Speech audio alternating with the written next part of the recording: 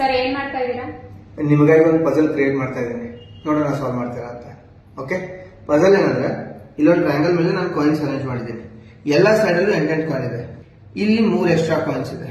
ಈ 3 ಕಾಯಿನ್ಗಳನ್ನ ಇದ್ರ ಒಳಗಡೆ ಅರೇಂಜ್ ಮಾಡಬೇಕು.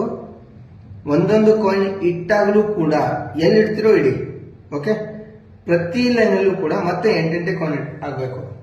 ಮಾಡ್ತೀರಾ? ಅದೆಂಗ್ ಪಾಸಿಬಲ್ ಇದೆ ಸರ್? ಪಾಸಿಬಲ್ ಇದೆ, ನೋಡ್ತೀರಾ? ತೋರಿಸ್ಲಾ? ಹಾ ಸರ್. ಇದು ಮೊದಲನೇ ಕಾಯಿನ್ ತಗೊಂಡಿದ್ದೀನಿ, ಇದನ್ನ ಇಲ್ಲಿ ಇಡ್ತಾ ಇದ್ದೀನಿ. ಇದನ್ನ ತೆಗೆದು ಇಲ್ಲಿ ಇಟ್ಕೋತೇನೆ. ಇವಾಗ 2ನೇ ಕಾಯಿನ್ ತಗೋತಾ ಇದ್ದೀನಿ, ಇದನ್ನ ಇಲ್ಲಿ ಇಟ್ಕೋತಾ ಇದ್ದೀನಿ.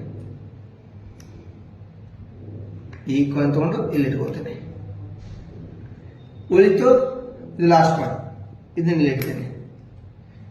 ಈ ಕಾಯಿನ್ ತೆಗೆದು ಇಲ್ಲಿ ಇಡ್ತೇನೆ. 1 3 4 3 7 1 8 1 3 4 3 7 1 8 1 3 4 3 7 1 8. ಆಯ್ತಾ? Yes sir. ಮಕ್ಕಳಿಗೆ ಈ ಆಕ್ಟಿವಿಟಿನ ಕೊಡಿ. ಮೊಬೈಲ್ ಬಿಟ್ಟು ಯೋಚನೆ ಮಾಡೋದಕ್ಕೆ ಶುರು ಮಾಡ್ತಾರೆ. ಅವರ ಕ್ರಿಟಿಕಲ್ ಥಿಂಕಿಂಗ್ ಬೆಳೆಯುತ್ತೆ.